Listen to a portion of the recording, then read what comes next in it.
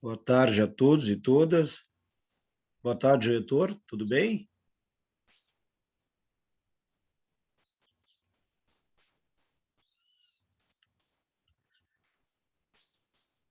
Eu não lhe escuto ainda. Boa tarde, doutora Fernanda Jardim. Estou um pouco sem voz, estou um pouco gripado. Boa tarde, Lúcio. Boa tarde, diretor. Boa tarde, Fernanda. Como vai? Tudo bem? Tudo bem. Ótimo. Vamos para mais uma jornada aí. Mais uma jornada, é isso aí. Lúcio, me diz uma coisa, professor, nós estamos em que altura da vida? Como assim? Nós estamos na quarta? Que número é a aula hoje? Hoje é aula 4. Hoje é a? 4. Quarta, tá. É a 4, né? Não, imagino que sim. Eu não sei o que aconteceu, eu não sei se o pessoal está meio atrasadinho. Acho que é melhor a gente dar uns 5, 10 minutos do dia. Não, claro. Não, deixa chegar mais gente. Vamos. Lúcio, Oi. posso aproveitar que não começou ainda para ti? Eu estou com a minha câmera fechada, gente, que aqui na prefeitura não tem, os computadores são todos sem câmera, infelizmente. É que nem os nossos aqui, Fernanda. Não tem câmera. A gente usa os notebooks aqui, que nós temos aqui, meio antigões aqui, mas quebram galho. Mas, Lúcio, eu queria ver contigo se tem depois como tu me passar um relatório ou uma lista de participação dos servidores aqui da prefeitura, até porque eu vou avisando assim alguns que eu sei que já estão fazendo o curso, sabe? E Sim. Alguns me dizem, é mesmo, esqueci, tô entrando. Sim. Não, com certeza, a gente tem um levantamento e eu te passo mais tarde, tá? Eu não prometo hoje, mas em breve já te passo, tá? Não precisa ser hoje. Daí nos próximos eu já aviso, assim, vou dando um toque de que está começando para algumas pessoas. Certo. Eu vou pedir para o meu estagiário dar uma relembrada também aqui. Só um momentinho.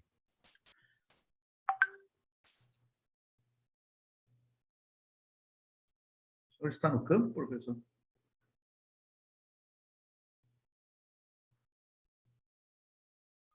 Percebe-se o cantar dos cardeais, dos pardais. Sim, esse fundo verdejante. Que Sabe maravilha. que é o melhor remédio que tem contra o estresse. É verdade. Eu tive segunda e terça e agora estou meio assustado. Eu estou com a minha garganta fechada e tossindo. Mas o tempo mudou, né? Esfriou, esquentou. Isso aí tem que também levar em conta um pouco isso aí. Você já está com 2 vacinas, né?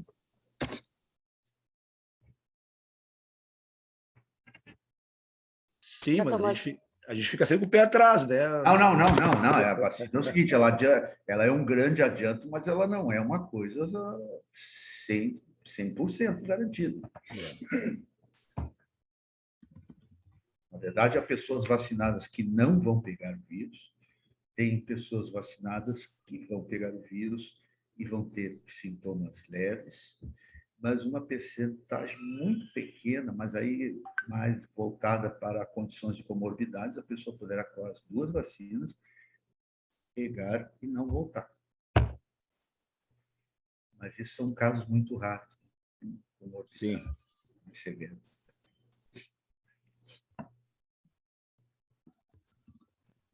A vacina funciona. Certamente. Vacina salva vidas. E a ausência dela faz com que a gente perca muita gente boa, né? Olha o que aconteceu, hein? Olha o que a gente viveu. Sinto muita falta do nosso amigo, do Leonardo.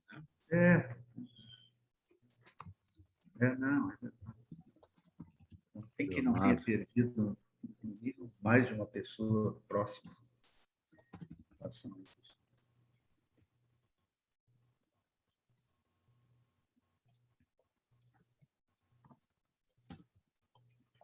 Mas a gente vem num trem aí, professor, que não é fácil. A audiência pública, terça-feira, durou 3 horas a audiência pública. Meu Deus. quarta-feira de manhã tem reunião do Colégio de Líderes. Ontem de tarde, a sessão durou 9 horas. Nós ficamos 9 horas direto no plenário. A sessão sobre os cobradores da Carris? Sim, levou 9 horas. Terminou quase meia-noite. Aí, 9h30 da manhã, eu já tinha reunião da mesa. Agora eu tenho que dar aula. E à noite hoje tem outra audiência pública. Então, a gente está assim no embalo. Te lembrando que está bem adiantado o conteúdo, né, diretor? Então, não, está bem, está indo bem. E podendo, hoje, por exemplo... E podendo terminar às 13h30, termina às 13h30, um pouco antes. Não tem problema. Eu estou bem ligado. Na verdade, não me causa grande... Uma coisa que nem eu entendo muito bem, mas não me causa grande... Sim. Hoje nós vamos terminar a parte da... Eu pretendo hoje ir até finalizar a parte da tramitação nas comissões. Né? E aí, na próxima aula, nós começamos lá na parte da tramitação no plenário. Se tiver tempo, eu tenho os outros módulos ali, os módulos rápidos ali. Nós, se for necessário, podemos aumentar uma aula, caso seja necessário, né, professor? Podemos aumentar. Isto, com certeza. Eu tenho uns outros módulos ali, a gente tem módulos ali de abreviação da abreviação da tramitação, temos ali a questão da sanção e veto, tem algumas situações ali que a gente quer, que são módulos, digamos assim, extras, né? São módulos curtos, são coisas curtas, mas que eu acho que são de grande relevo aí para a matéria.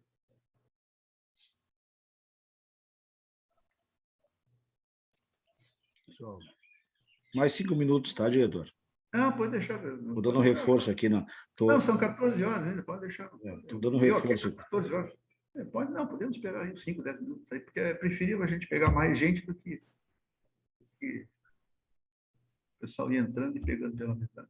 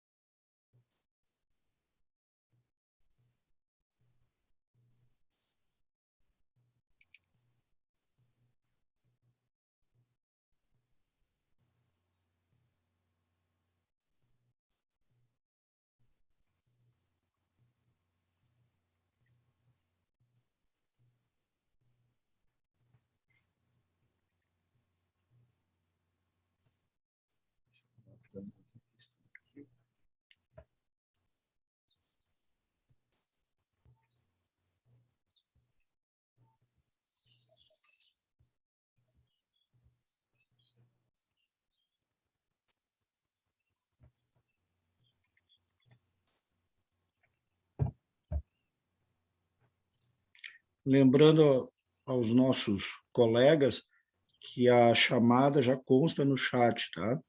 Quem quiser já, por alguma razão, preenchê-la e precisa, digamos, sair um pouco antes, a chamada já se encontra aqui no chat. Lembrando também que as aulas estão sendo gravadas, de modo que nós estamos editando e vai ficar disponível com a doutora Fernanda, na Escola de Gestão Pública, bem como na nossa Escola do Legislativo. Na verdade, eu tenho recebido, ali no plenário, às vezes, eu tenho recebido contatos de assessores, desculpando lá que não estão conseguindo eventualmente vir às aulas, mas eu tenho dito, as aulas vão ficar gravadas. Então, a gente sabe que a atividade dos assessores aí nem sempre permite que naquela hora eles estejam disponíveis. Então, mas eu tenho dito para o pessoal a se tranquilizar que vai ficar gravadinho. Eles têm que estar sempre disponíveis, né, diretor? Então, o trabalho dos nossos comissionados é um trabalho... Não, é um trabalho pesado. Pesado. É um trabalho pesado. Só quem nunca trabalhou no gabinete... Exatamente. Não tem ideia do que é trabalhar no gabinete. Sabe que os meus primeiros 5 anos na Câmara foram em gabinete de vereador. Eu vim para a Câmara para trabalhar no gabinete de vereador. Nos primeiros 5 anos, dos 19 aos 24 anos, eu trabalhei em gabinete de vereador. É um desafio. Depois fiz concurso e entrei na carreira. Mas eu sei bem o que é o gabinete. Trabalhar 24 horas por dia. Não, e não tem sábado e não tem domingo. E olha que quando eu entrei, naquela época, você amarrava cachorro com linguiça. Nem tanto. Está novo. Hoje, não. Não, é que a vida, na verdade, naquela época, como não tinha essa velocidade e essa multiplicidade de canais digitais, de mídias, de meios digitais, a vida era mais lenta naquela época. Você atendeu um telefone, você tinha que estar sentado numa mesa, do lado do telefone para atender. Então, a vida tinha outro ritmo. Né? Hoje o ritmo é outro. Velocidade. É. Doutor, fica à vontade. Se quiser começar, estamos à disposição aqui, então. Acho que... Tá bem, deixa eu pegar um copinho d'água aqui. Vamos começar.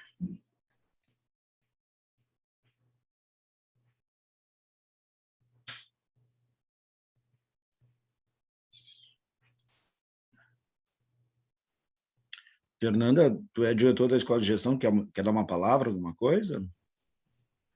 Oi, Lúcio. Vamos começar? Isso. Bom, então, dando continuidade a esses nossos encontros cada vez mais produtivos, um encontro não só de conhecimento, mas de algumas trocas de experiências. Vamos seguir, então, nesse curso. Obrigada, diretor, por mais um dia de aprendizado. Obrigada, Lúcio, como sempre, preocupado na qualificação e nas capacitações agora dos servidores da prefeitura também, não só os servidores da Câmara, mas de ambas as esferas, municipal e agora do Legislativo. Obrigada. Isso. Um abraço. Vamos tocar então, doutor. Obrigado. Vamos lá. Obrigado, doutor Fernando.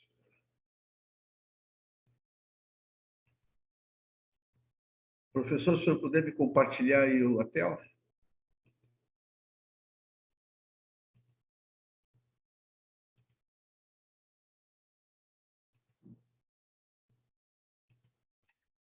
Acho que foi, doutor Luiz. Perfeito. Foi.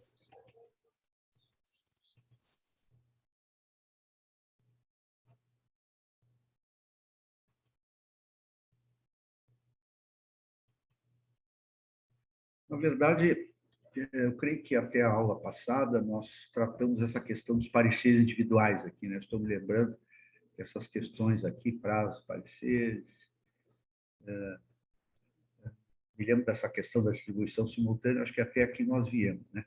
Então, a próxima parte, nós temos pareceres individuais e temos os pareceres coletivos. Então, nós vamos retomar aqui os pareceres conjuntos, né? Coletivos e conjuntos.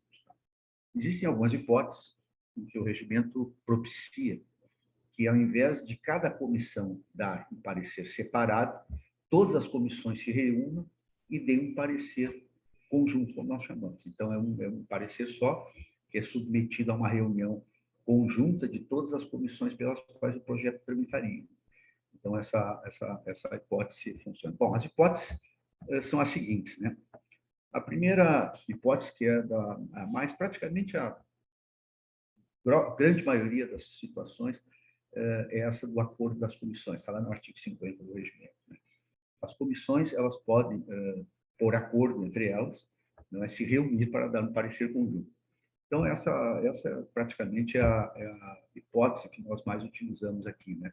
A Câmara, de tempos em tempos, nós fazemos a Câmara propicia que cada vereador indique um projeto para ser apreciado numa reunião conjunta. Qual é a vantagem disso? Ao invés de ficar recebendo pareceres de cada comissão, o projeto já recebe todos os pareceres nessa reunião e já está pronto para ir para a ordem do dia para a votação. Então, a primeira hipótese é esse mediante acordo aí, que é praticamente o mais utilizado. Depois nós temos a hipótese da urgência regimental. A urgência regimental é aquela que está estabelecida lá no artigo 110 do regimento e ela decorre de requerimento aprovado em plenário.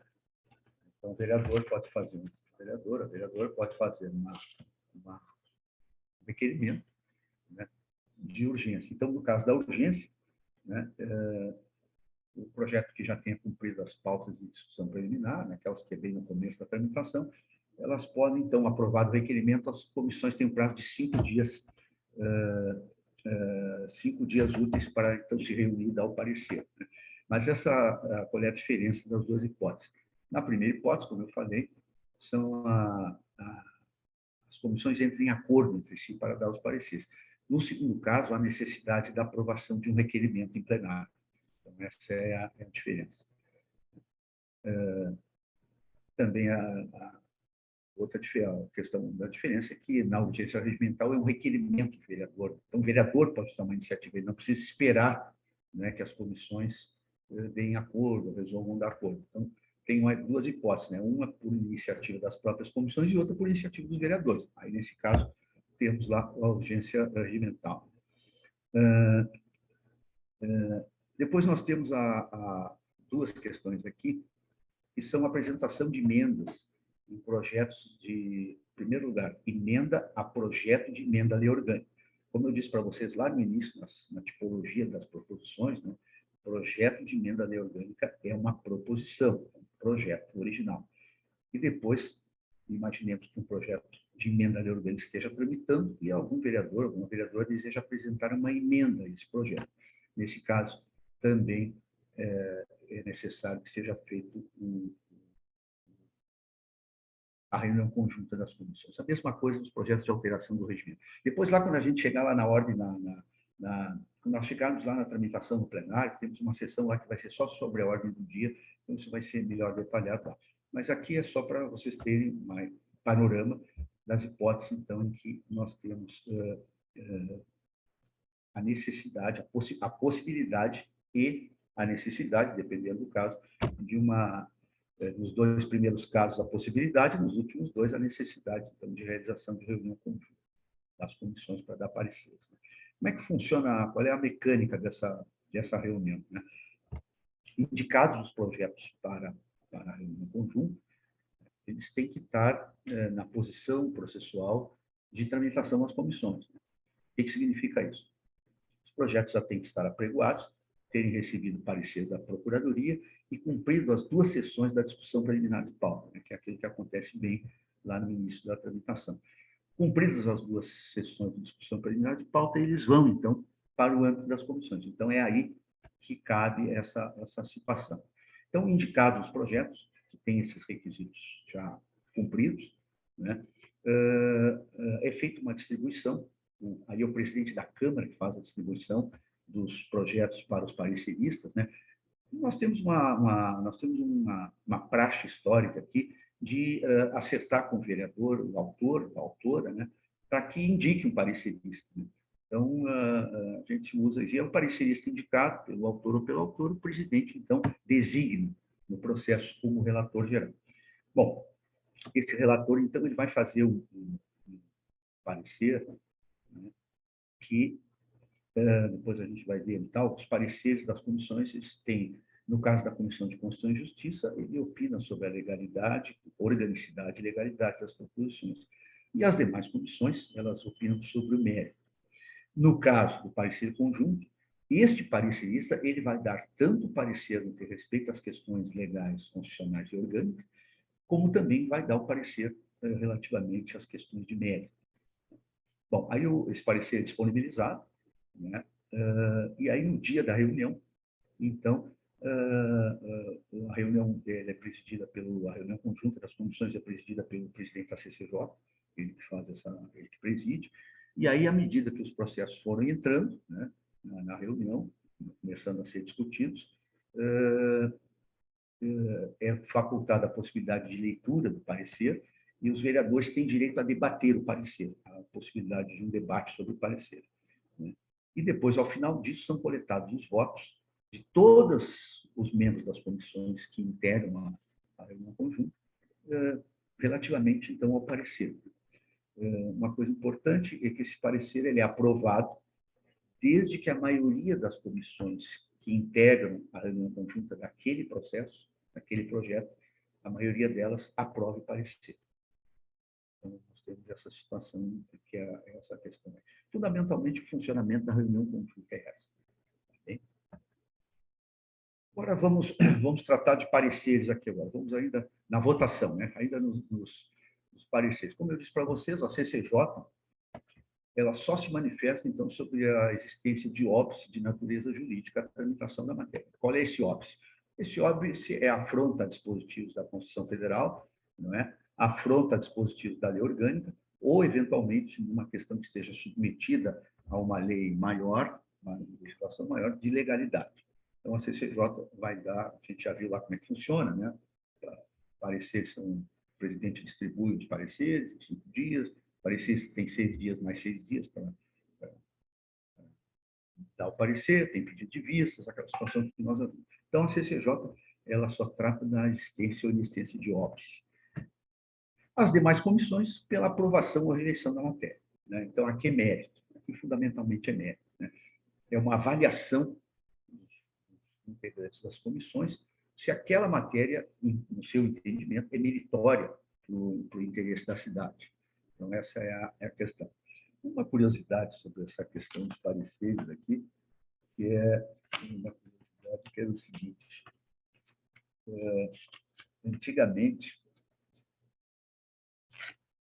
os vereadores que não queriam se comprometer muito com a coisa, né, não queriam dizer não nem sim, os pareceres eram concluídos com a seguinte expressão: o vereador dava parecer pela tramitação do projeto, ou então pelas conclusões, enfim, tal, pela tramitação. Na verdade, na alteração do regimento se mexeu nisso, né? Porque o que é importante? Por que o projeto tramita nas comissões? Para receber uma opinião da comissão. E essa opinião ela tem que ser conclusiva, né? A CCJ tem que dizer se o projeto está adequado às normas jurídicas superiores ou não está, né? A mesma coisa em relação ao mérito, né? Tem que ser, as comissões têm que se pronunciar se entendem que a matéria é meritória para os interesses da cidade. Então, se eliminou a história dos pareceres pela tramitação. Tem uma outra curiosidade que o pessoal coloca, né? Pareceres que às vezes são colocados pelas conclusões ou com restrições. Na verdade, o mais usual é restrições, né? O parecer dado com o vereador, ao assinar o parecer, ele coloca lá com restrições. Mas, na verdade, o parecer com restrições ele é um parecer favorável. Ele é considerado, está lá no parágrafo 3º do artigo 52, ele é um parecer favorável. Então, a dinâmica do regimento nessa questão é exigir que as comissões deem pareceres conclusivos sobre a matéria. Porque senão não teria por que, obviamente, né, a comissão se manifestar. Porque o projeto, quando ele chega no plenário, os pareceres das comissões orientam os vereadores do plenário. Tem muitos vereadores que querem saber como é que as comissões deram parecer, né? Então, se imagina se tem uma chuva lá de pareceres pela tramitação, pelo andamento, não são conclusivos. Então, os pareceres das comissões eles têm esse duplo sentido, né? Primeiro, de propiciar o debate dentro da comissão sobre a matéria, e também orientar os vereadores na hora da votação em plenário, né?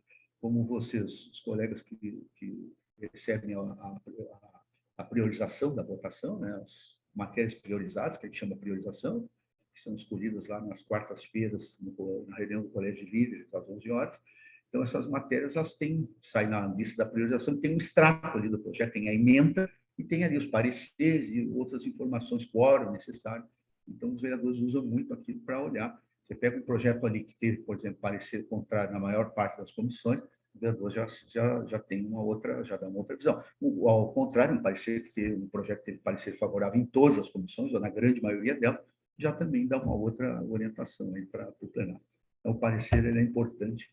Por isso que na reforma do regimento se procurou deixar bem claro que os pareceres das comissões têm que ser conclusivos. Bem? Aqui nós temos agora umas situações peculiares. Como eu disse para vocês lá atrás, todas as proposições que chegam nas comissões, elas recebem primeiramente o parecer da CCJ. E depois, no parecer da CCJ, elas são distribuídas simultaneamente às demais comissões pertinentes com a matéria para cada uma prolate o seu parecer em tempo concomitantemente, né? Mas, no caso dos pareceres da CCJ, nós temos uma peculiaridade ali que, inclusive, pode acarretar o arquivamento da proposição. Então, imaginemos um parecer da CCJ pela existência de óbice da natureza jurídica, não unânime, porque ela pode ser unânime ou não unânime. Vamos imaginar que 5 vereadores votaram, né? 4 aprovaram o parecer pela assistência de óbice, 1 rejeitou o parecer. Então, tendo um voto contrário, ele segue adiante, passa para as demais comissões. No entanto, mesmo nessa situação, é facultado um prazo de 10 dias para a contestação, né? Então, se notifica o autor da proposição para que, no caso, no prazo de 10 dias, ele contradite, né, conteste o parecer da CCJ, trazendo argumentos. Às vezes, o parecer da CCJ se reporta a um ou outro dispositivo do projeto, aí o autor da proposição, na contestação, apresenta uma emenda, né, sanando o vício, né? Isso acontece bastante. Mas, enfim. No entanto, nesse caso, em que o parecer pela assistência de óbice não foi aprovado por unanimidade, teve votos divergentes, mesmo que a contestação não tenha sido apresentada, ele segue adiante, com ou sem a contestação. Inclusive, se admite ao autor desistir desse prazo, né? Caso ele queira que a proposição ande logo, pode desistir desse prazo de 10 dias. Mas, apresentando ou não a contestação, nesse caso de não unanimidade, ele vai como está, não tem problema nenhum, com ou sem a contestação. Mas existe a outra situação, que essa é a mais complicada, que é o seguinte: o parecer pela existência de óbice de natureza jurídica, com 10 dias, igualmente, como na situação anterior, pela contestação. Mas aí, como o parecer foi aprovado por unanimidade, apontando a existência de óbice, se não apresentar a contestação, ele vai direto para aqui. Morreu. Mas, apresentando a contestação, mantida a unanimidade na apreciação da contestação, ele vai para o arquivamento. No entanto, na apreciação da contestação, se ele obtiver um voto divergente, vamos imaginar que todos os vereadores tenham votado, né, unanimemente aprovando o parecer pela existência de óbice. O autor contesta e no bojo dessa contestação ele traz um argumento que convence algum vereador que tenha votado favoravelmente à existência de óbice, e o vereador convencido diverge, passa a divergir, então, do parecer original. Então, nesse caso, é a mesma situação daquela primeira hipótese lá, né? Ou seja, ele se torna o parecer prolatado à contestação, ele, não tendo a unanimidade desse parecer, ainda que mantenha a existência de óbice, ele tramita, né? Mas se for mantida a unanimidade na contestação, aí o arquivamento. A contestação o vereador apresenta, é distribuído, né? E aí é dado um parecer, como se fosse um outro parecer da comissão. Na verdade, é isso. Bem? Então, isso é muito importante para o pessoal que atua nos gabinetes, né, ficar atentos para essa questão. Né? Parecer unânime se aconselha que conteste, porque a contestação ela pode ter 2 efeitos. Ou ela pode mudar totalmente a sorte do parecer, né? Eu falei um caso ali que o parecer aponta a existência de óbice em relação a um ou dois, alguns dispositivos, não em relação à totalidade do projeto, pode ser sanado por uma emenda, né? Tal. Mas a contestação também pode trazer argumentos que convençam contrariamente, né, os vereadores de que, então, na verdade, o projeto não tem o óbice que teria sido apontado. Então, sempre se recomenda, né, que, no caso, pelo menos da unanimidade de votos favoráveis ao parecer pela existência de óbice, conteste. A contestação ela tem uma segunda chance de obter um voto, pelo menos um voto divergente para o projeto continuar tramitando. E desse arquivamento, foi arquivado, já era. Não tem como ressuscitar o projeto. Né?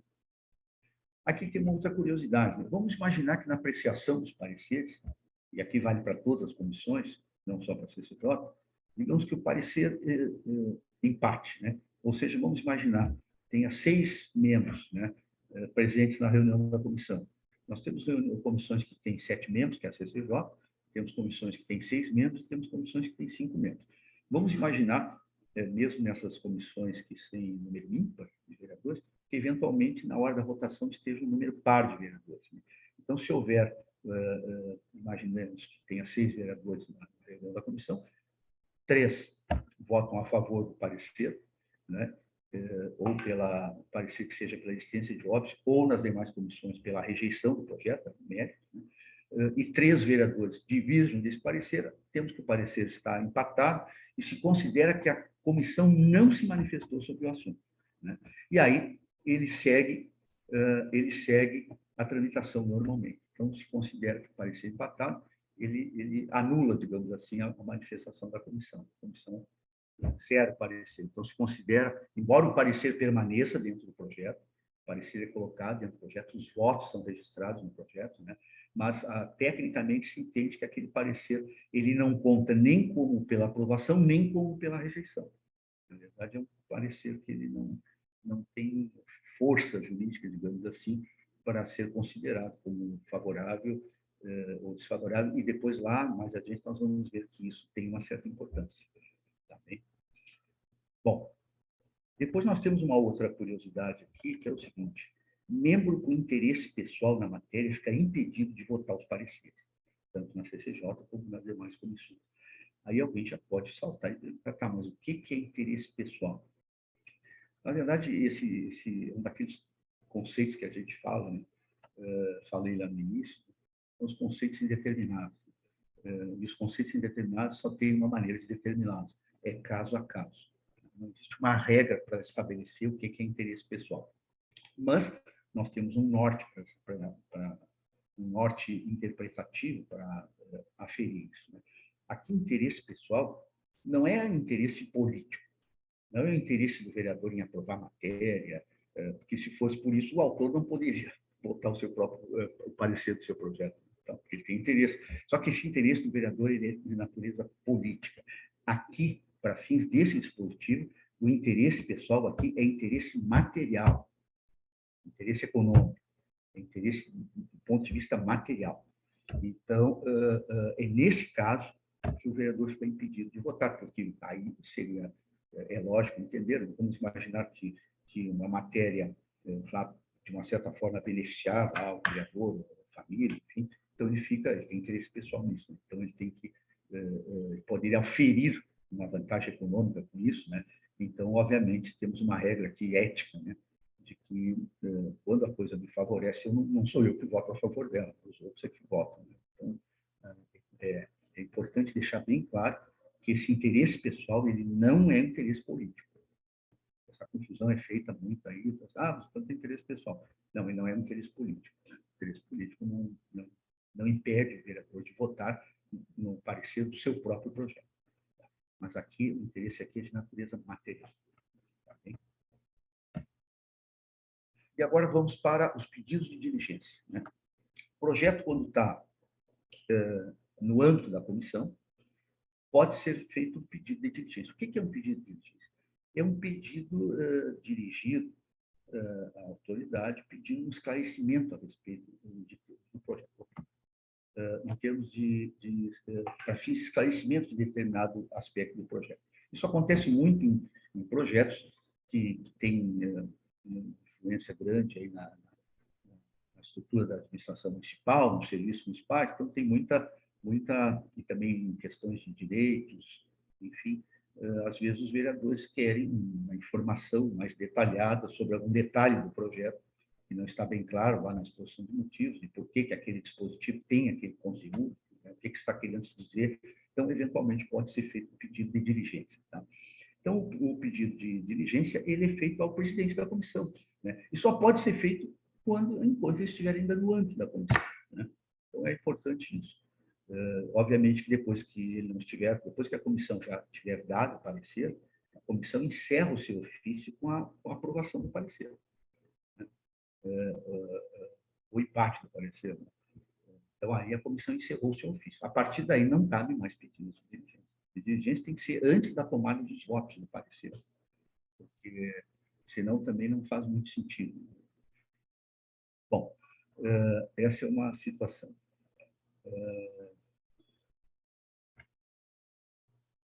No caso de um parecer conjunto, e caso a diligência seja solicitada depois já que o projeto já está na situação do parecer conjunto, né, durante a reunião conjunta, aí a diligência é requerida ao presidente da CCJ, porque ele é o presidente do conjunto das comissões nesse momento da reunião conjunta.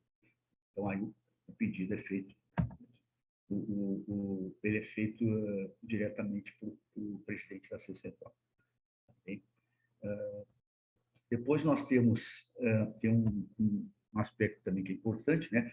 O deferimento da diligência suspende os prazos internos da comissão, seja aquele prazo de 5 dias que o presidente tem para distribuir a matéria, ou seja, o prazo que os próprios relatores têm, aquele prazo de 6 mais 6 dias, que na verdade são 12, né? Já se usa junto tudo. Então, ele suspende esses prazos, né?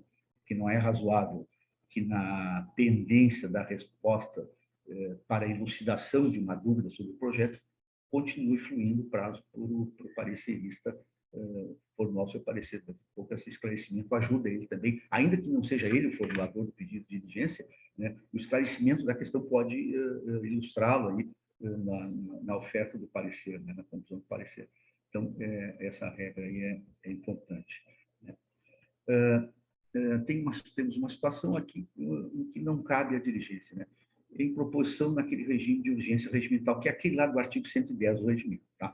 Nesse caso, não cabe diligência.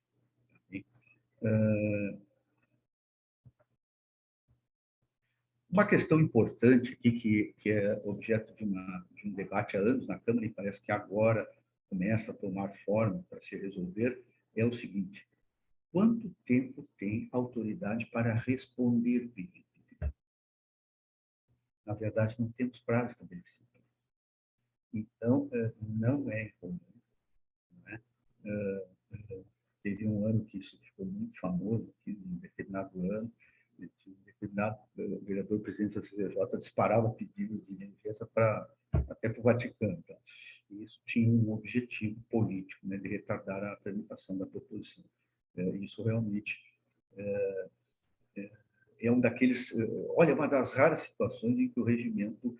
Eu dizia para vocês lá no início, né, que o regimento é um sistema e ele não pode conduzir as coisas a um beco sem saída, mas nesse caso era uma exceção.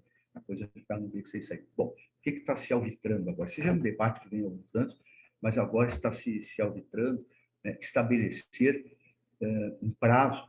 Só que isso é uma coisa importante. A Câmara não pode, no seu regimento, dar prazos para pessoas, autoridades ou órgãos de fora da Câmara. O regimento é uma regra interna da Câmara. Então, nós não podemos dar um prazo para alguém responder. Mas nós podemos fazer uma outra coisa. Nós podemos dizer no regimento que nós esperaremos X dias para vir a diligência.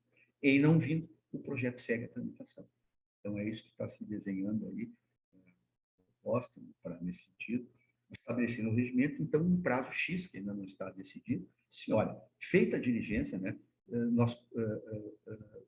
a Câmara vai aguardar o prazo, sei lá, de 30 dias, a partir da remessa da diligência para a autoridade.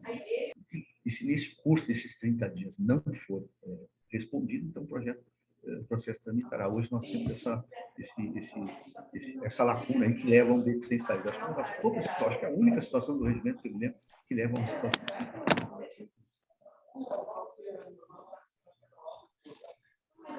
Depois nós temos uma outra coisa ainda no que diz respeito às condições. Alguém quer fazer alguma observação, algum comentário, alguma dúvida? Fiquem à vontade, pessoal, não se constranjam. Né? Pode fazer a pergunta, quando eu disse para vocês, não tem pergunta indevida, não tem pergunta pouca. Enfim, eu estou aqui para responder dúvidas, questionamentos, críticas. Fiquem à vontade, por favor. Tá? Só peçam ali para o professor Lúcio que ele coloca vocês aí na tela. Bom, prosseguindo aqui na questão ainda da tramitação nas comissões, né, nós temos uma situação aqui em que nós podemos ter a tramitação terminativa do projeto nas comissões permanentes, ou seja, as comissões poderão dar a palavra final sobre o projeto, não sendo necessário que eles vão à votação do projeto, ao plenário. Na verdade, isso já existe, isso é tradicional, no regimento tem na Câmara, nos parlamentos federais, na Assembleia Legislativa, e nós, alguns anos atrás, adotamos essa regra aqui. Né? Então, significa o seguinte. Um pouquinho que travou aqui. Aqui é o seguinte, ó. Então, para que seja considerada aprovada, então, né, ela tem que receber... aqui faltou um Q aqui saiu um erro aqui. a proposição é considerada aprovada aquela que receber parecer favorável de todas as comissões. Então, tendo as comissões pelas quais aquela matéria... Depois nós vamos ver, tem uma lista das matérias, tem uma lista certa das matérias, não é qualquer matéria. São matérias mais simples, coisas mais de menor grau de impacto, digamos assim, na vida dos cidadãos, né? Então, ela passando, recebendo parecer favorável, ela está considerada aprovada. A partir daí, ela já vai para ser feita a redação final. A redação final, nós vamos ver lá no finzinho lá da nossa trajetória, do nosso curso e tal. É feita a redação final e aí já vai encaminhado, então, ou para apreciação do prefeito, ou, se for caso de projeto de resolução, nós vamos ver aqui os casos, para promulgação, então, pelo presidente da Câmara. Tá? Mas, se ela não receber parecer favorável de todas, mas de algumas, pode ser até de uma só, então ela vai para a ordem do dia para votação no plenário. Ou seja, o fato de não ser aprovada em todas não significa que a proposição não possa ser aprovada. Nesse caso, então, dispara-se essa segunda hipótese, pela qual ela é encaminhada, então, para o plenário para aprovação, para votação. Então, temos essa hipótese aí. Uma outra curiosidade antes aqui, né? Porque se ela receber o parecer unânime das comissões contrário, ele é arquivado. Nós vamos ver depois lá que tem um dispositivo que diz o seguinte: projeto que receber parecer unânime contrário de todas as comissões pelas quais tramitou, é arquivado.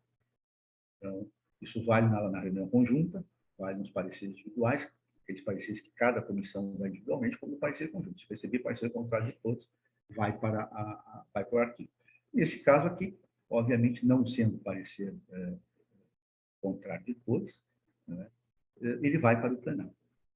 E se tiver parecer favorável de todos, terminou a tramitação ali, já está aprovado.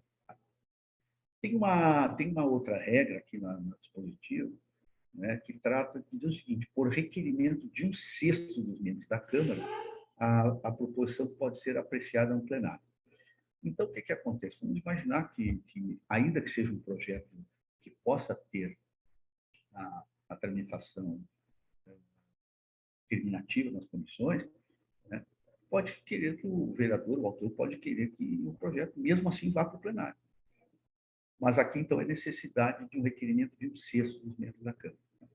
Porque a ideia aqui, por que tem essa dificuldadezinha de 1/6, né? São 6 vereadores. Porque, na verdade, digamos assim, é forçar que essas proposições de menor potencial, de menor impacto, né, elas, de fato, sejam resolvidas nas comissões, porque isso desafoga a ordem do dia. Né?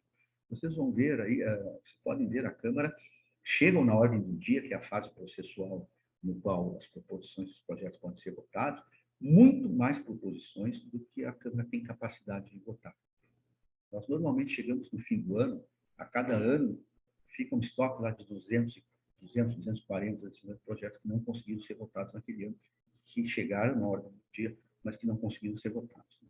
Porque é uma coisa muito importante entender que a votação de um projeto, né, a projeto não é que nem fabricar salsicha. Então, não é uma linha de produção. O projeto ele tem a tramitação, mas, às vezes, mesmo que ele esteja na ordem do dia, o autor ou a autora, ele pode ter que avaliar, né, qual é o momento propício para colocar em votação, fazer os acordos necessários para obter um consenso que permita a aprovação do projeto. Né? Porque a aprovação dos projetos ela depende de consenso. Na verdade, quando uma maioria X, uma quantidade X de vereadores, dependendo do quórum exigido, firma o consenso de que o projeto deve ser aprovado, o projeto é votado e aprovado. Mas, às vezes, os autores desejam escolher um momento político mais propício, de uma negociação, de uma questão, enfim, tal. Então, os projetos acabam, às vezes, nem todos tendo condições. E mesmo assim, a Câmara não teria materialmente condições de votar pelos projetos. Como todos nós sabemos, os projetos demandam, tem projetos que têm grandes debates. Né? Por exemplo, ontem, né, vou pegar o caso do projeto da extinção gradativa e dos votos de cobrador, a sessão começou às 2h e terminou à meia-noite. Então, 9 horas. 9 horas, uma sessão praticamente discutindo esse projeto. Teve uma interrupção ali, porque houve um tumulto ali na entrada do plenário, teve uma interrupção ali, sei lá, de 1 hora, mas então, eu acho que umas 8 horas nós estamos debatendo o projeto. Então, vejam que nem todos os projetos outros são de aprovação fácil. Então, por isso que se criou, inclusive, antigamente, essa tramitação terminativa era só para projetos de denominação de logradouros. Mas em 2000, acho que foi 2017, 2016, 2017, foi feita uma alteração do regimento, acrescentando outras hipóteses de tramitação terminativa, exatamente visando desafogar o plenário. Bom, voltando aqui a essa questão desse requerimento de 1/6 dos membros da Câmara, é muito importante entender que ele não tem caráter de recurso. Vamos ver uma hipótese concreta. O projeto recebeu parecer desfavorável de todas as comissões. Aí, como eu disse para vocês, a situação é de arquivo. Aí o vereador quer entrar com esse requerimento. Não, esse requerimento ele não tem esse efeito de recurso. Esse requerimento ele tem o objetivo de propiciar que o autor, né, mesmo que o projeto tenha tramitação terminativa, possa levá-lo ao plenário, desde que tenha pelo menos um parecer favorável. Né? Como eu disse para vocês, todos os pareceres contrários, arquivo. Então, esse requerimento de 1/6 ele já tentou ser manejado aqui como forma de recurso, né? Depois que a vereadora viu que o projeto tinha recebido parecer contrário às comissões, tentou entrar com esse requerimento, né? Como forma de recurso. Não, ele não é. Ele é uma faculdade para levar o projeto para o plenário, né? Desde que, obviamente, ele tenha condições para isso, ou seja, tendo recebido parecer favorável de pelo menos uma das comissões. Mas se o vereador quiser recorrer, ele tem o recurso do artigo 99 do regimento. O artigo 99 é o recurso geral, que é facultado a manejar contra decisões monocráticas ou de órgãos colegiados. Né? Qual é as decisões monocráticas? Decisão monocrática do presidente da comissão, decisão monocrática do presidente da Câmara, colegiados, decisões de comissões, decisões da mesa diretora. Então, tem essas hipóteses aí, desculpa, da mesa diretora, não, das comissões, não é? Do presidente da casa.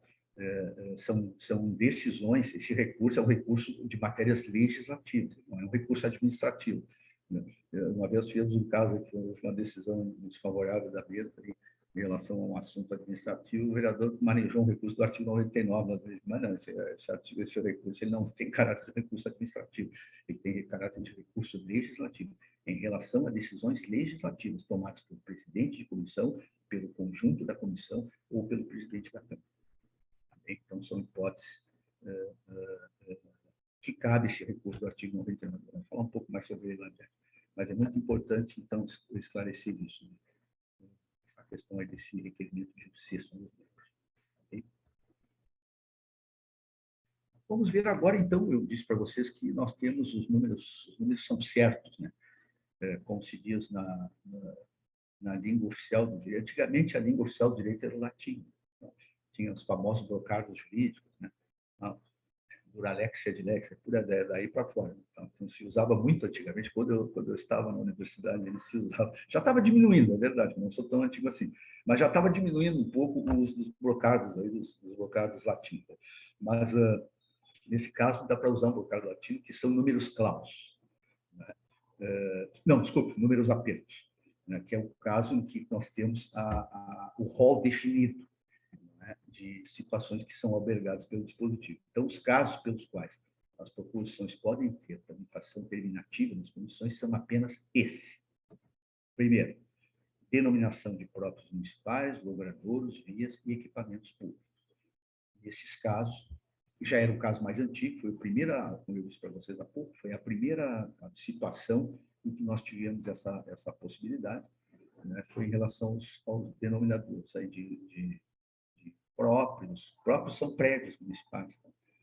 Logradouros de vias, tal, equipamentos públicos também são equipamentos, pode ser aí praça, em outras praças, parques, são equipamentos públicos.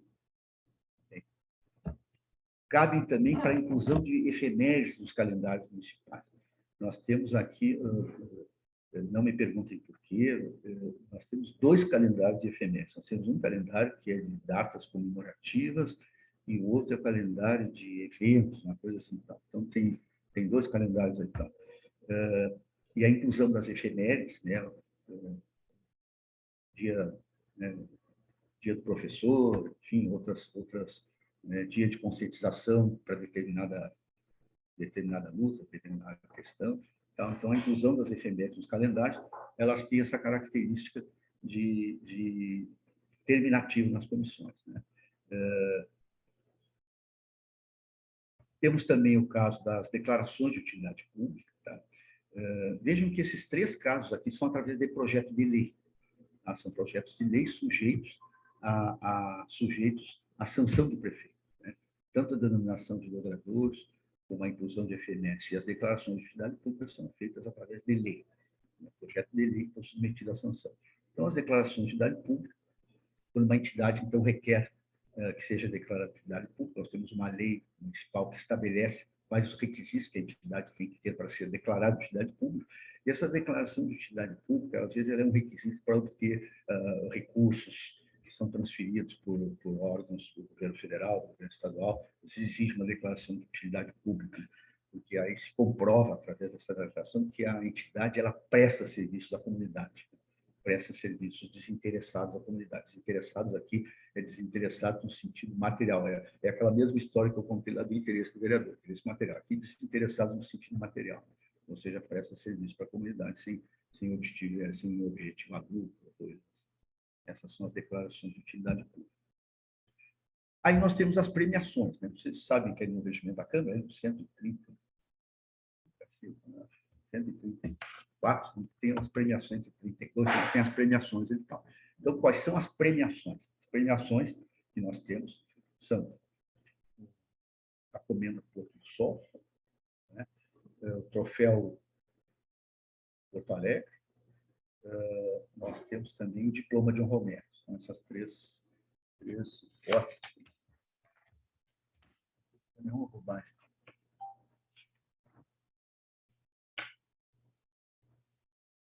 O Troféu Câmara, desculpa, o Troféu Câmara Municipal de Porto Alegre, as 2 Comendas Porto do Sol e diplomas de honra ao mérito. Tá? Nesses casos,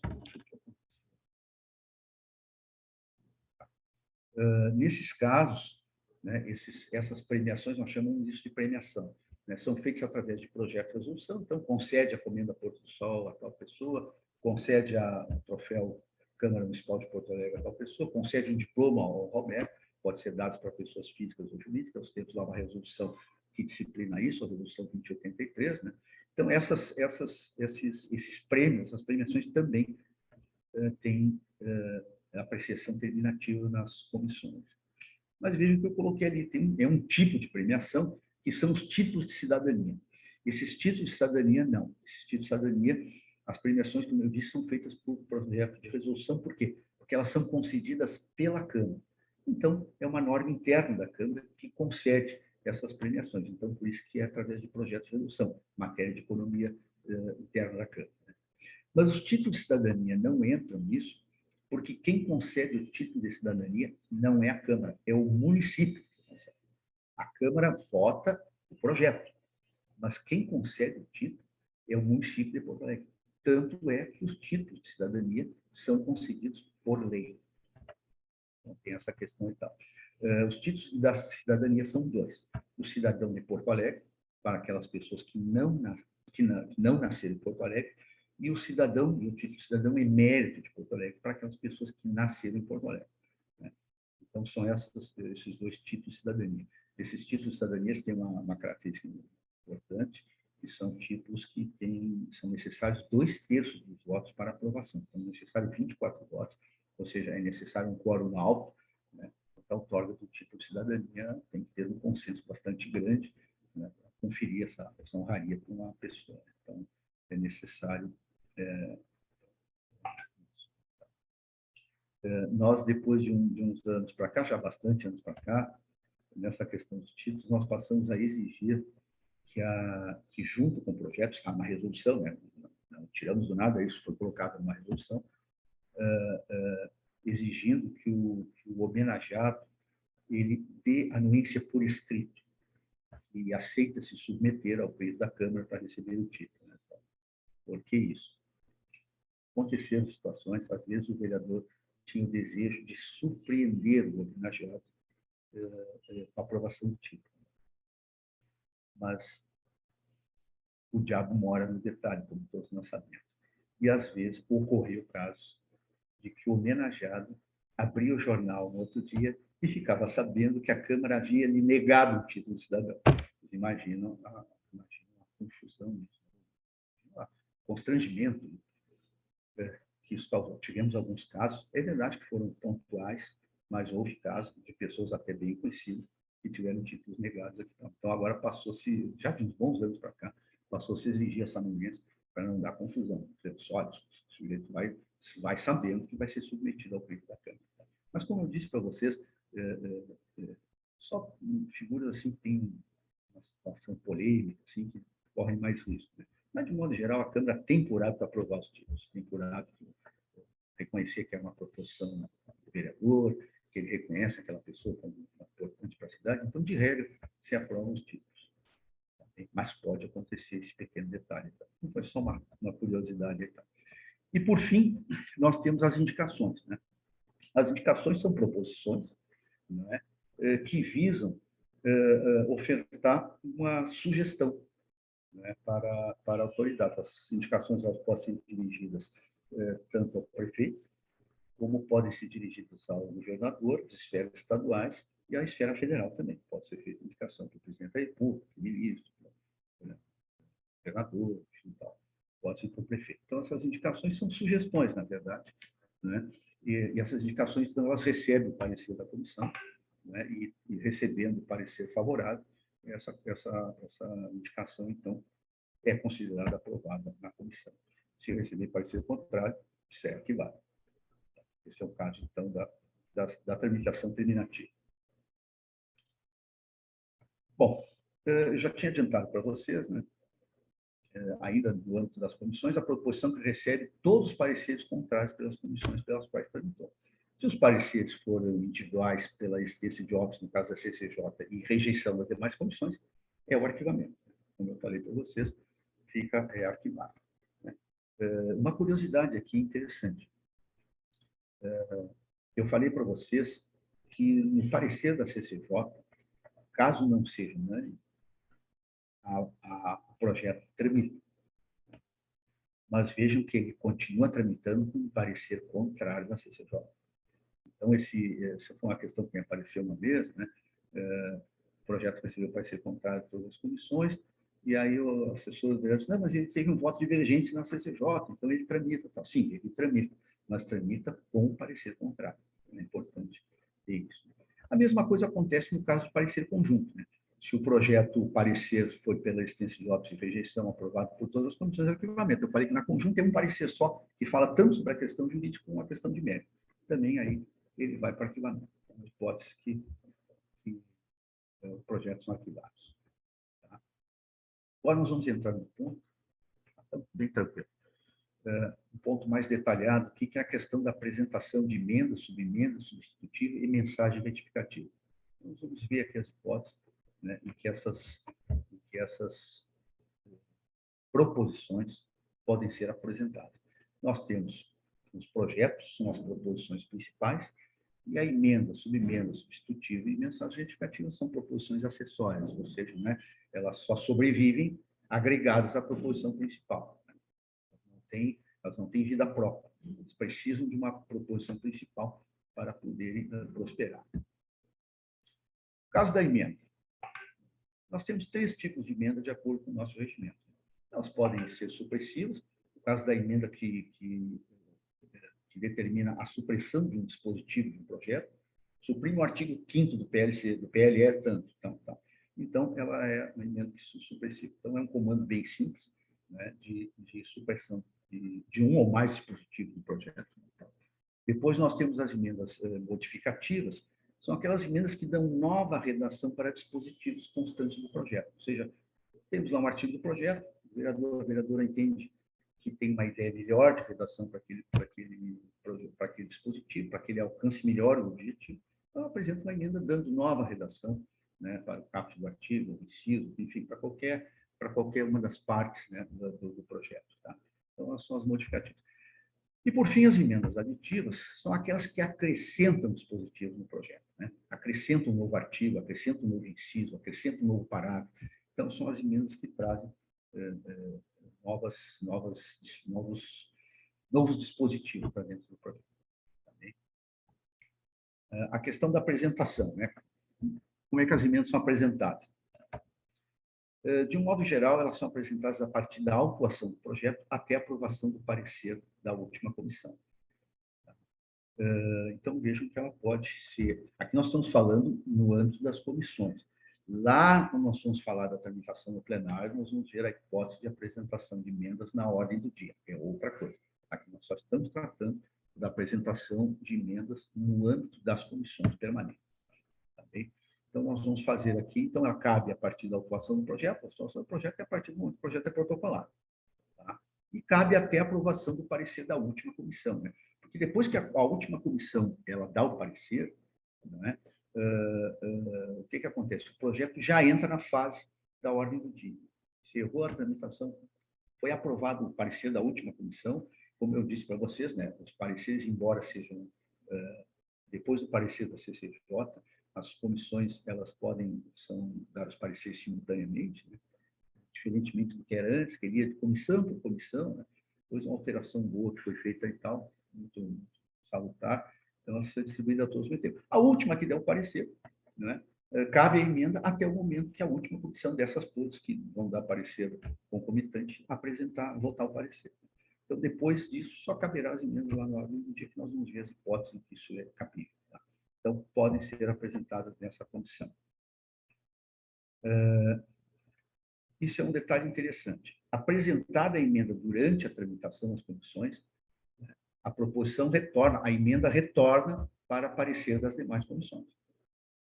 Então, vamos imaginar lá que a emenda vamos imaginar um projeto que passa por todas as comissões, passa pelas 6 comissões. Ele foi apresentado na CEFOR, por exemplo, podia ser em qualquer outra, na CCJ, tal, né? No caso da CCJ, não, porque aí ela é a primeira comissão, né? Então, recebendo a emenda na CCJ, ela já vai ser distribuída concomitantemente para todas as comissões junto com o projeto, né? Mas digamos que, apresentada numa das comissões, né, ela volta para receber parecer das demais, caso essas comissões já tenham dado parecer. Então, ela volta para receber o parecer. Então, temos essa situação aí na questão das emendas durante as comissões. Ainda tratando das emendas, nós vamos ver, a gente viu aqui a forma de apresentação, né? Requisitos para apresentação, e agora nós vamos ver as condições para apresentação. Coisa muito importante, acho que o pessoal da redação aí deve ter falado para vocês, né? A emenda ela tem que ser pertinente ao projeto, ou seja, ela tem que tratar do assunto que o projeto está tratando, né? Senão configura aquela famosa história que todos conhecem dos jabutis. Jabuti em cima da árvore, ninguém sabe como é que foi para lá. Tá? É a mesma coisa aqui. No passado, isso era usual, o projeto tratava de uma coisa, se colocava lá disseminadamente dentro do projeto um assunto, uma emenda tratando de uma outra coisa que às vezes ia meio no embalo e realmente causava lá uma surpresa no fim. Mas hoje isso não é mais possível, né? Ela tem que ter pertinência com o projeto. E por que isso? Porque uma emenda sem pertinência com o projeto, ela tem um caráter próprio de iniciativa legislativa. É como se fosse um novo projeto, entendeu? Se você vai tratar uma emenda tratando de uma coisa que não é o que o projeto trata, é um outro projeto. Então, ela tem essa característica de iniciativa legislativa. A iniciativa legislativa, então, ela caracteriza, né, a constituição de um novo projeto. Então, por isso que não se admite emenda que não tenha pertinência lá com a matéria do projeto. Um outro detalhe ainda sobre as emendas, né? Elas não podem aumentar a despesa em projetos de iniciativa reservada do Executivo e também nos projetos de organização do serviço legislativo. Essa regra vem lá da Constituição Federal, lá, artigo 63, parágrafo 1º, da Constituição Federal. E é uma regra que obedece a uma certa lógica, né? A questão da criação de despesa. Como dentro da dinâmica da distribuição de poder no Brasil, né, se entende que, como o executivo é que tem o controle e a administração, né, do erário público, se entende, então, que não se poderia, através de emenda ou até projetos autônomos, criar despesas para o executivo, né? Porque eventualmente isso poderia causar, né, digamos assim, uma situação em que o orçamento pudesse não mais suportar a despesa. Então essa é uma regra. Eu sei que essa concepção ela é sujeita a críticas, há um debate muito grande sobre isso. Eu estou estudando para vocês como é a dinâmica dentro do molde constitucional brasileiro. Nós temos um molde constitucional no qual o executivo ele tem uma superaglomeração de poderes. A Federação Brasileira, não sei se eu falei para isso lá no começo, eu posso estar me repetindo. A Federação Brasileira, ela tentou se inspirar na Federação Americana, que foi, na verdade, a primeira experiência federativa que houve no mundo. Só que lá, no caso norte-americano, né, tinha as colônias inglesas, lá, né, 13 colônias inglesas, né, que se uniram para criar, então, um Estado Nacional. Né? E como a iniciativa da União partiu das colônias, os estados ficaram com grande poder na distribuição de competências dos estados. Tanto é que isso é tão forte lá, que tem estados que têm determinados tributos que outros estados não têm. Tem lá o caso da pena de morte, que os estados têm, já quase todos os estados aboliram a pena de morte, mas tem alguns que ainda têm. Então, isso é possível, isso mostra a força federativa dos estados. Aqui no Brasil foi o contrário. Aqui no Brasil, no Império, nós tínhamos um estado unitário. E aí, com o movimento que redundou na proclamação da República e tal, pegou-se o mapa do Brasil e já tinha as províncias, né? No tempo do Império tinha as províncias, meio que se redesenhou ali e tal, só que vão ser os estados. Só que veja como foi ao contrário, né? O poder central, o poder da União, ele assambarcou a maior parte dos poderes. Né? Então, e dentro mesmo, no âmbito da federação, a União ter ficado com a maior parte dos poderes, mesmo assim, dentro de cada unidade, inclusive da União, o poder executivo ainda ficou com maior parte de poder do que em relação ao poder legislativo. Então, isso traduz a situação que nós temos hoje. Né? Se debate muito, né, na questão das limitações que as câmaras de vereadores têm de intervir na gestão da cidade. Então, essa é uma crítica, eu particularmente concordo muito com ela, mas, de fato, nós temos uma moldura constitucional que nos leva a essa restrição. Tá? Então, peço desculpas aí por ter feito essa digressão histórica e tal, mas para contextualizar essa questão. Então, de fato, não podemos ter emenda, né, que aumente despesa em projetos executivos. Mas temos uma exceção. É o caso das leis orçamentárias. Vocês vejam que as leis orçamentárias, né, nós podemos aumentar a despesa de determinadas rubricas, né?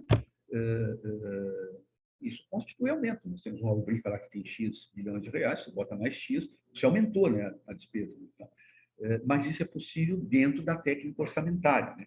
Lá nos artigos lá 165 e seguintes da Constituição Federal, temos as técnicas lá para que esse aumento possa acontecer. Para eu aumentar em um lugar, eu tenho que retirar do outro. Eu tenho que diminuir a despesa de um lado, porque o orçamento público ele é um equilíbrio entre previsão de arrecadação e previsão de gastos. Então, assim, para mexer num dos dois, você tem que tirar do outro. Para aumentar de um lado, você tem que diminuir do outro. Então, mas, de fato, é uma exceção que permite aumento de despesa, né, num projeto do Executivo. Os orçamentos são de iniciativa privativa executiva, a gente viu lá no início. Né? Então, essa é a exceção. Nos demais, de fato, não é possível que se façam emendas que importem aumento de despesa.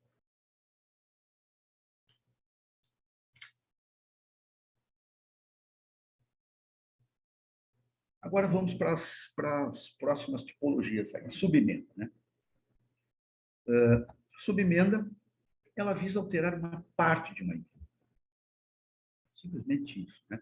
Ela busca alterar uma parte de um texto de uma emenda que já foi apresentada ao projeto.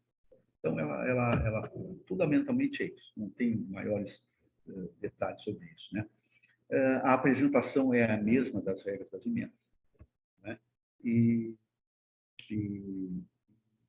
vale em todas aquelas situações que eu falei anteriormente, né? As limitações, enfim, relativamente às sobremendas. Substitutivos, né? Eles já são de uma outra grandeza. Eles visam substituir o outro projeto existente sobre a mesma matéria e os mesmos interesses disciplinados. Imaginemos que um projeto vem com uma determinada matéria e vários interesses disciplinados dentro daquela matéria, né? Como a gente falou lá no início.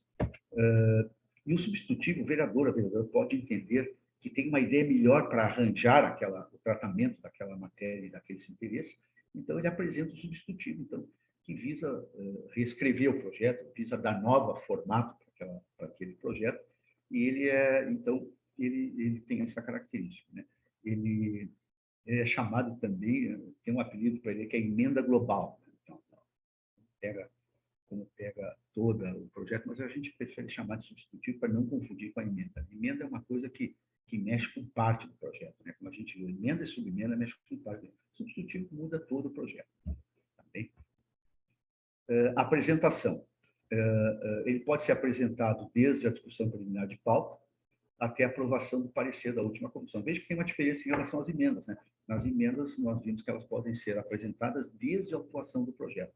Aqui, não. O substitutivo ele já tem que entrar depois que o projeto está na pauta, ou seja, depois do pregão do parecer da Procuradoria. Então, até também o parecer da última comissão. Tá bem? Como eu disse para vocês, depois que a última comissão dá o parecer, o projeto já entra na situação de ordem do dia. E aí caberá determinadas emendas. Substitutivo, já adianto que não cabe na ordem do dia, não cabe apresentar o dia, só cabe emendas e subimendas, que a gente vai ver um pouquinho mais adiante. Mas já se observa que não é...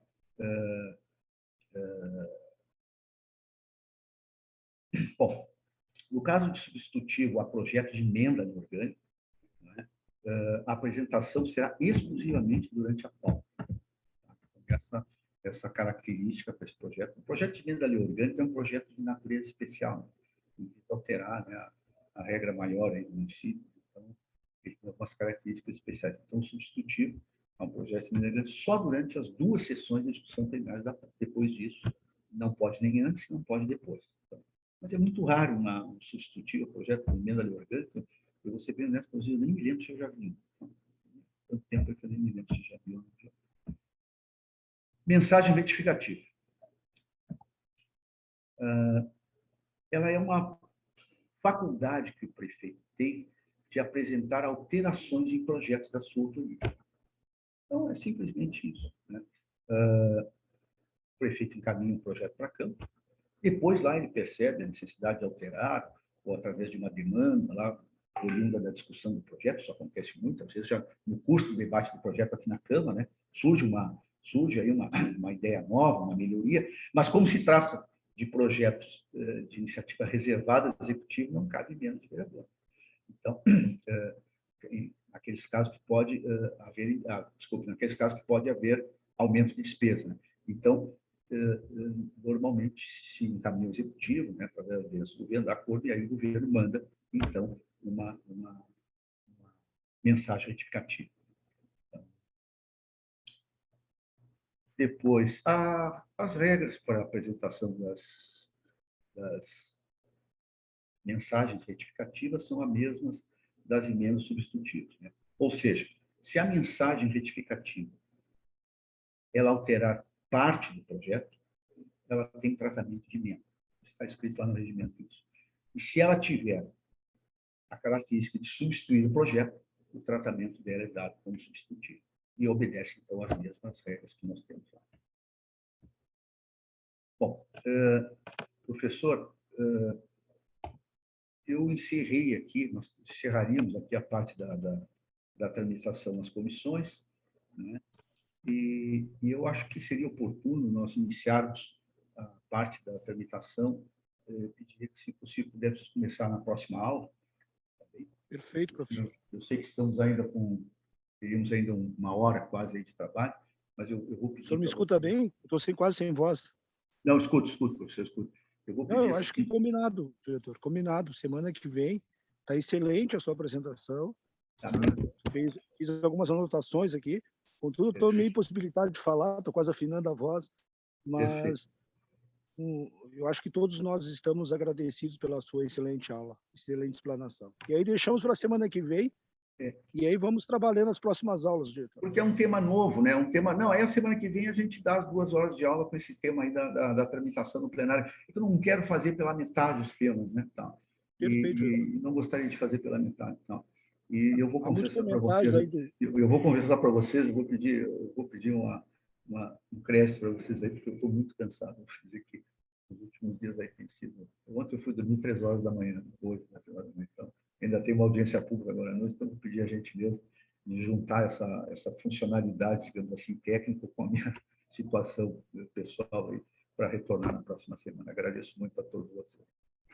Tá bom, diretor. A doutora Fernanda também agradece, a nossa diretora da Escola de Gestão Pública do município, bem Perfeito, como a Escola... agradeço, obrigado, Fernando, agradeço também. Muito obrigado, diretor. Obrigado pela qualidade sempre. Um abraço. Obrigado. Um abraço, pessoal. Um abraço a você.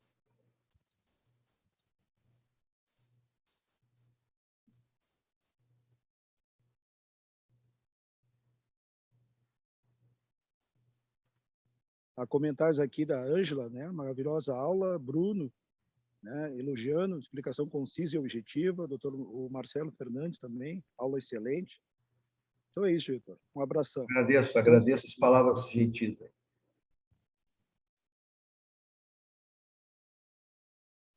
Obrigado.